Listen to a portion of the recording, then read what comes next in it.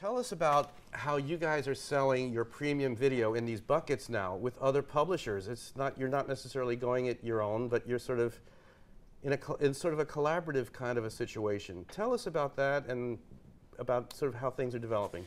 So I think just to clarify on that point, I think it's important to realise that the bucketing is happening outside of the Guardian. So the bucketing is happening as we work with partners like Videology, who I suppose help cut through the challenge that exists between a very fragmented supply side of where even the bigger publishers, or even the bigger premium publishers like us, will only have a relatively limited supply of inventory, and the buy side. So the bucketing is not in partnership from the Guardian, but it's actually being worked through with partners like Videology. So what is the opportunity for you guys to operate in this programmatic world, you know, as opposed to the direct sales situation? What's sort of the opportunities, and how is that developing? So we've been working in the programmatic space for, I think, about 4 years now, which is eons, I think, in this world. I suppose we've been fortunate enough to be able to take a brave stance, and as we have quite often do at the Guardian to new developments in the inventory. So where you were describing that world where some publishers were saying, should we, shouldn't we? I was very much thinking, well, last year is $2 billion. Why are you asking this question? Surely this is a market. The question isn't should we, shouldn't we? It's how do we? What's the best way to work within this interesting space? And the reason we think it's an interesting space is, one, because the money's there. And secondly, because programmatic is a fascinating way of unlocking the value that exists within specificity and scarcity. So highly valuable, scarce audiences through programmatic models can be worth more. And thirdly, it's actually what we all got into media for, which was making sure that we put the right message in front of the right people at the right time. But you guys have limited inventory. Mm-hmm. How does that work, and how does that sort of limited inventory go into a programmatic scenario? Does it matter? And maybe you could explain what it means, programmatic, and what does it mean bidding around your inventory, and sort of how that whole price scenario is developing. Sure. So, I think the reason that video is interesting is because programmatically for video isn't a huge source of revenue for the Guardian. It's single figure percentages of our overall digital revenues. So it's not an enormous money spinner, but it is fascinating in terms of it as an example of where you have a source of supply which is highly demanded, and actually there's no discrepancy between programmatic pricing and traditional pricing, and actually the programmatic route to market is a more appropriate one because of that issue of fragmentation that we talked about earlier.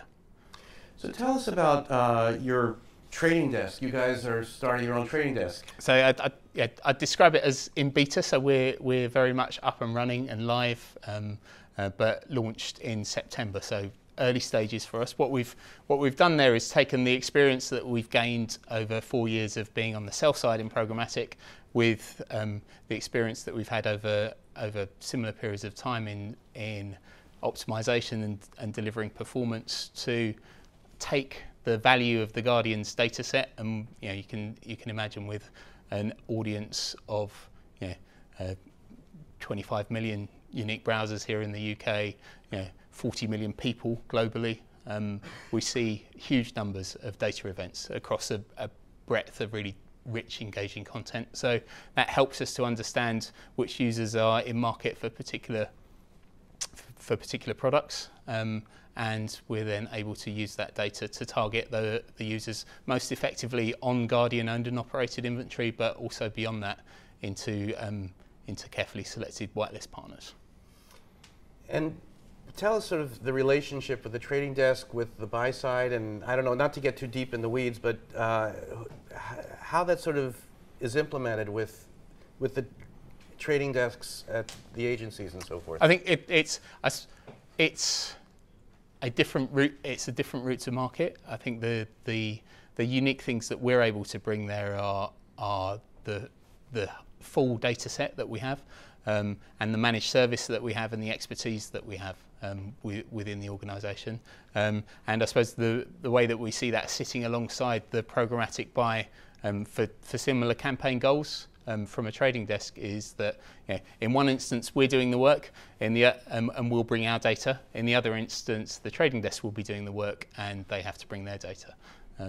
So I think that these two models can coexist quite well. There are reasonable sums of business flowing from trading desks into our managed service.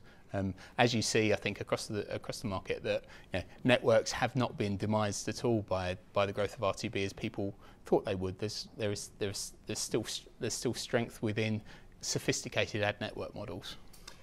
Yeah, because there's a lot of discussion about, News Corp has come out with their starting their own trading desk situation. There's a lot of, how has the ecosystem changed for the publishers versus the buy versus the sell? How has the programmatic landscape changed? And it seems that some of it's being driven by the publishers now, who are sort of using their own first-party data, perhaps.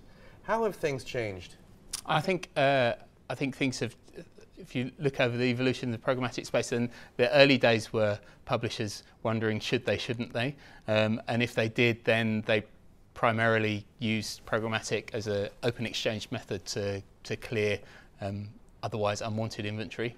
And increasingly, programmatic has moved to sit quite comfortably alongside a direct sell for certain formats of display and mobile and video. So, and then what I see now is an increasing emphasis on publishers thinking about how they can innovate and collaborate, moving away from programmatic being all about RTB and into an area where you have multiple different buying methodologies.